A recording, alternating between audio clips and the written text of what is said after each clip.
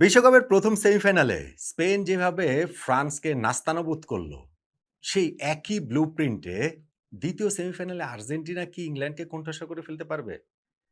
Obviously আর্জেন্টিনার coach Lionel Scaloni তো আর প্রথম সেমিফাইনাল দেখে তার কৌশল সাজাবেন না।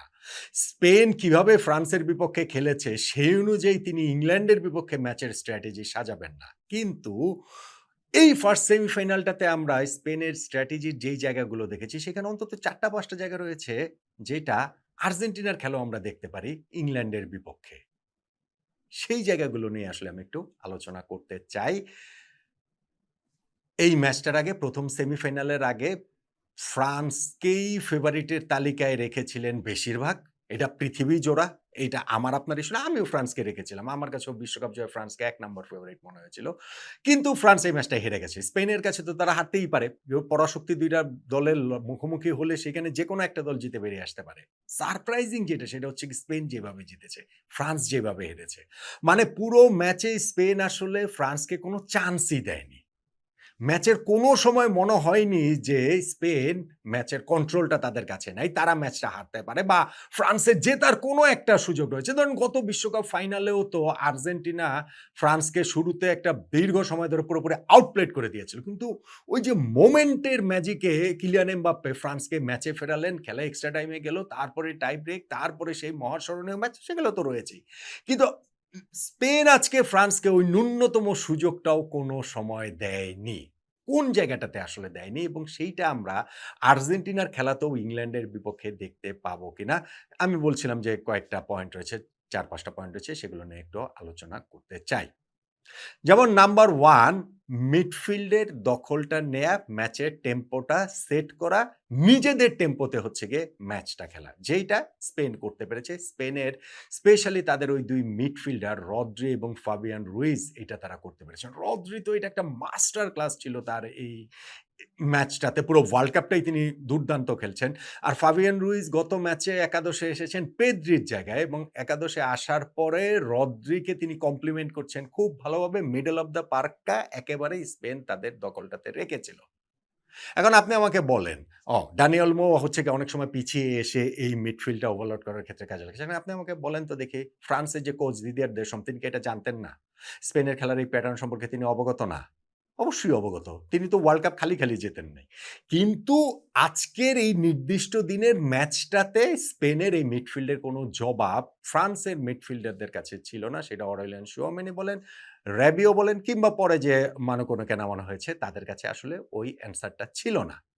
এখন আমি এটাই বলছি যে আর্জেন্টিনাও কি একই রকম এটা আসলে রেপ্লিকেট করতে পারে কিনা ইংল্যান্ডের বিপক্ষে? আর্জেন্টিনার এখানে সুবিধার জায়গা হচ্ছে গিয়ে তাদের কোচ স্ক্যালোনি এমনিতেই মিডফিল্ড ওভারলোড করে খেলতে পছন্দ করেন এবং তারা ৪ জন মিডফিল্ডার নিয়ে খেলাচ্ছেন।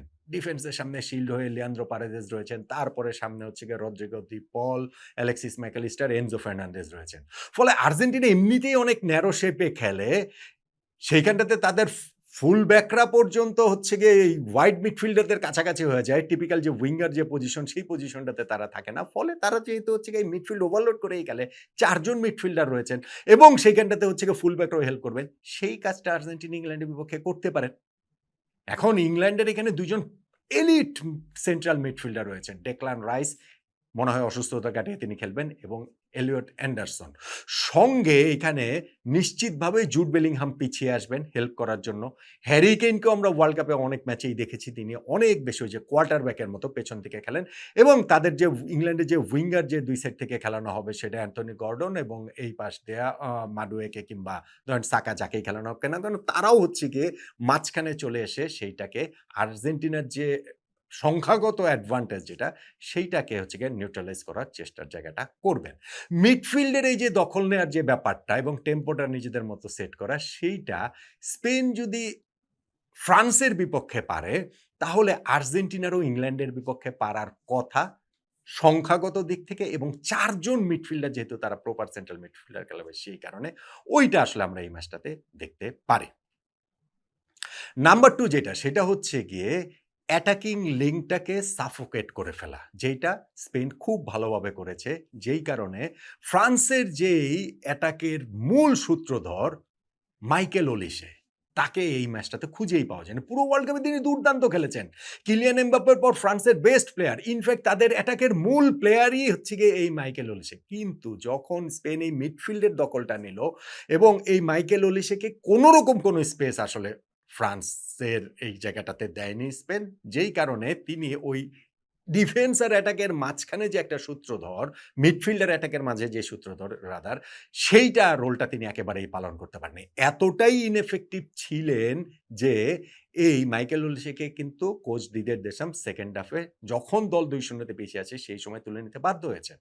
এখন আর্জেন্টিনা কি সেম কাজটা কি জুড বেলিংহামের ক্ষেত্রে করতে পারবে কিনা?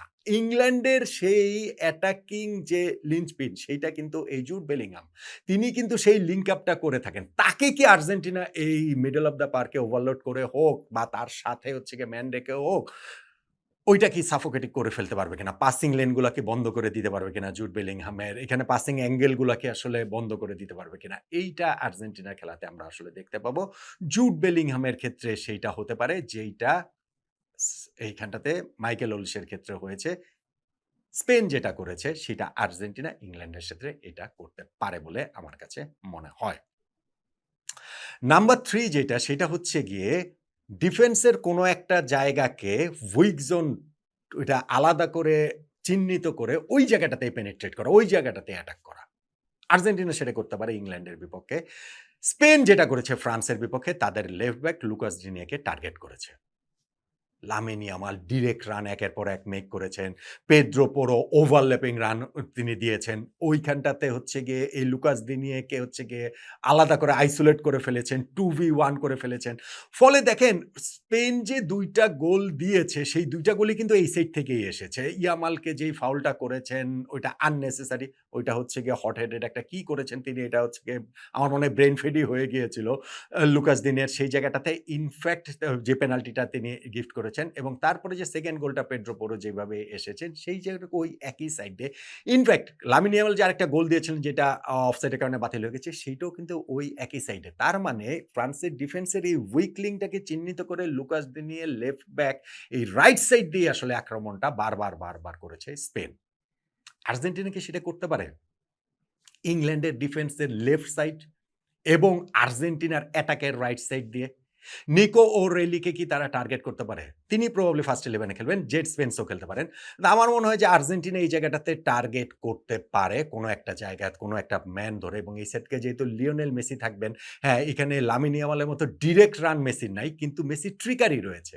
সঙ্গে এখান থেকে এসে তাকে হুলিয়ান আলভারেজ তো তারা আর্জেন্টিনা যখন খেলছে তখন হুলিয়ান আলভারেজও এই জায়গাটাতে হেল্প করতে পারেন এবং রাইট ব্যাক হিসেবে আমি জানি না যে নাহুয়েল মলিনা কতটা উপরে ওভারল্যাপ করতে পারেন। যদি করতে পারেন তাহলে এই একই রকম সমস্যার মধ্যে কিন্তু ইংল্যান্ডও পড়ে যাবে।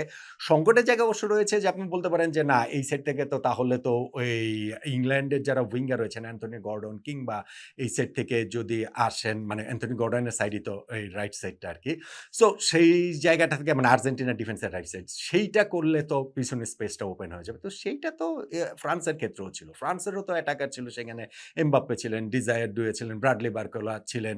সো সেই তারপরেও তারা ওই কাজটা করেছে না, সফলভাবে করেছে। ফলে আর্জেন্টিনা এইটাও কিন্তু আমরা আজকের খেলাটাতে দেখতে পারি যে ইংল্যান্ডের ডিফেন্সের উইক লিংক একটা ধরে সেটা আমার ধারণা লেফট ব্যাকে পজিশনের ওইটা নিকো ওরেলিকে টার্গেট করে আর্জেন্টিনা তাকে আইসোলেট করে 1v1 এ নিয়ে যেতে চাইবেন এবং ওই সাইড দিয়ে অ্যাটাক করতে চাইবেন বারবার। নাম্বার 4 যেটা সেটা হচ্ছে গিয়ে আমরা স্পেনের খেলায় দেখেছি যে তারা হাই লাইন মেইনটেইন করেছেন অনেক বেশি। এবং সেই হাই লাইনটা কি আর্জেন্টিনাও মেইনটেইন করতে পারে? রিস্ক থাকে, অবশ্যই রিস্ক থাকে। আপনি দেখেন ফ্রান্সের বিপক্ষে স্পেন হাই লাইন মেইনটেইন করছে মানে হচ্ছে গিয়ে আপনি সামনে স্পেস দেওয়া হচ্ছে, গ্রাস দেওয়া হচ্ছে কিলিয়ান এমবাপ্পেকে। যিনি এই জায়গাটাতে পৃথিবীরই অন্যতম সেরা। যে তিনি হচ্ছে গিয়ে বলের ওইখানটাতে হচ্ছে গিয়ে অ্যাটাক করবেন। কিন্তু বলটা ওই পর্যন্ত তো যেতে হবে। তারা হাই লাইনটা এত সুন্দরভাবে মেইনটেইন করেছে আইমেরিক লাপোর্তে, পাও কুবার্সি এবং হচ্ছে গিয়ে তাদের এই পেড্রো পোরো, কুকুরেয়া কতগুলো অফসাইড হয়েছে কিলিয়ান এমবাপ্পে খেয়াল করে দেখেন তো এই ম্যাচটাতে। ফলে আর্জেন্টিনা খুব সহজে এই হাই লাইনটা তারা মেইনটেইন করতে পারে। যদি তারা মেইনটেইন করতে পারে তাহলে হচ্ছে গিয়ে ইংল্যান্ড অ্যাটাক করার মতো জায়গাটা কিন্তু তাদের আরো কমে যাবে এবং ওই লাইনটা যদি তারা রাইটলি মেইনটেইন করতে পারে, তাদের দলে তো আর এখন আপনি বলবেন না যে হ্যারি কেইনের পেস তো আর নিশ্চয়ই কিলিয়ান এমবাপ্পের মতো না। সো হ্যারি কেইনের এগেইনস্ট এ ইংল্যান্ডের এগেইনস্টে আর্জেন্টিনা সেটা করতেই পারে। যেহেতু ফ্রান্সের কিলিয়ান এমবাপ্পের এগেইনস্টে সেটাই স্পেন করে সফল হয়েছে। এখন এগুলা শেষ পর্যন্ত যে ফুটবলীয় থিওরি কিন্তু। এইগুলা জিনিসগুলো হচ্ছে গিয়ে যে এলিট লেভেলের কোচ আমরা যাদের কথা বলছি, ফ্রান্স যেইভাবে হচ্ছে গিয়ে স্পেনের কাছে নাস্তানাবুদ হলো। আমি বলছিলাম যে কোচ দিদিয়ের দেশম তিনি ওয়ার্ল্ড কাপ জিতেছেন। তিনি তো আর কোন রকম কোন ফর্মুলা ছাড়া জেতেন নাই। তিনি তো আর কোন কিছু এই ট্যাকটিক্যাল তার যদি ওই ইয়েটা যদি না থাকতো তাহলে তো আর তিনি জিততে পারতেন না। প্রবলেম হচ্ছে কি যে মাঠের ফুটবলে সেইটা তার টিম কতটা এক্সিকিউট করতে পারছে। ২০১৮ বিশ্বকাপে যেমন তার মিডফিল্ডে ২ জন এলিট মিডফিল্ডার এনগোলো কান্তে ও পল পগবা ছিলেন। এই ম্যাচটাতে যেমন ধরেন বা এই ওয়ার্ল্ড কাপটাও যদি আমি ধরি, তাহলে এই রেবিও, অরেলিয়ান চুয়ামেনি বা মানু কোনে তারা ঠিক ওই লেভেলের না। এইটা হচ্ছে গিয়ে একটা বিষয়। তারপরেও ফ্রান্স যদি কাউন্টার অ্যাটাক এর সেই সুযোগটা পেত, তাহলে তারা ম্যাচের রেজাল্ট অন্যরকম করতে পারত। সেই সুযোগটাতে স্পেন আসলে দেয়নি। ফলে আর্জেন্টিনা আর ইংল্যান্ডের এই ম্যাচটাতে টমাস টুখেল ও লিওনেল স্ক্যালোনির ওই ট্যাকটিক্যাল ব্যাটল হবে এবং এই জিনিসগুলা যে টমাস টুখেলের জন্য অচেনা, অজানা বা লিওনেল স্ক্যালোনির জন্য একেবারে নতুন কিছু বিষয়টা সেটা না। বিষয়টা হচ্ছে গিয়ে যে মাঠে কিভাবে এক্সিকিউট করে তাদের এই শিষ্যরা, তার উপরেই ম্যাচের রেজাল্টটা নির্ভর করছে। তো আমার কাছে মনে হয়েছে যে ১ম ম্যাচটাতে স্পেন যেভাবে ফ্রান্সকে নাস্তানাবুদ করছে, তার মধ্যে ওই ৩-৪ টা ৪-৫ টা যে টেক অ্যাওয়ে আমি যে নিলাম, সেইখানটাতে মিডফিল্ডের দখলটা নেয়া, ওইখানটাতে হচ্ছে গিয়ে টেম্পো সেট করা, ডিফেন্সে হাই লাইন মেইনটেইন করা এবং হচ্ছে গিয়ে প্রতিপক্ষের ডিফেন্সের উইক লিংকে নিকো উইলিকে প্রবাবলি সেটা হচ্ছে গিয়ে টার্গেট করা। তাদের অ্যাটাকিং যে লিঞ্চপিন সেইখানটাতে সাফোকেট করে ফেলা জুড বেলিংহামকে। এই কাজগুলো আর্জেন্টিনার খেলায় আমরা ইংল্যান্ডের বিপক্ষে দেখতে পারি। কে জানে ফ্রান্স ভার্সেস স্পেন ম্যাচটা যেরকম একতরফা হলো প্রত্যাশার বাইরে গিয়ে আর্জেন্টিনা ভার্সেস ইংল্যান্ড ম্যাচটা ওইরকম যদি ট্যাকটিক্যালি এই লিওনেল স্ক্যালোনির দল তার ওই মেসেজটা রাইটলি অ্যাপ্লাই করতে পারে তাহলে ওই ম্যাচটাও আমরা ওইরকম হয়তোবা দেখতে পারি। যদিও আমার ধারণা এই ম্যাচটাতে আরো অনেক স্পাইস থাকবে যেইটা এই ম্যাচের হিস্ট্রি আমাদেরকে সেটাই বলছে। আর্জেন্টিনা ভার্সেস ইংল্যান্ড ওই ফ্যাসিনেটিং ট্যাকটিক্যাল ব্যাটেলের পাশাপাশি ইতিহাসের যে লড়াই এবং মাঠে যে টেম্পারমেন্টের যে লড়াই সেটাও ম্যাচের রেজাল্ট ডিসাইড করার ক্ষেত্রে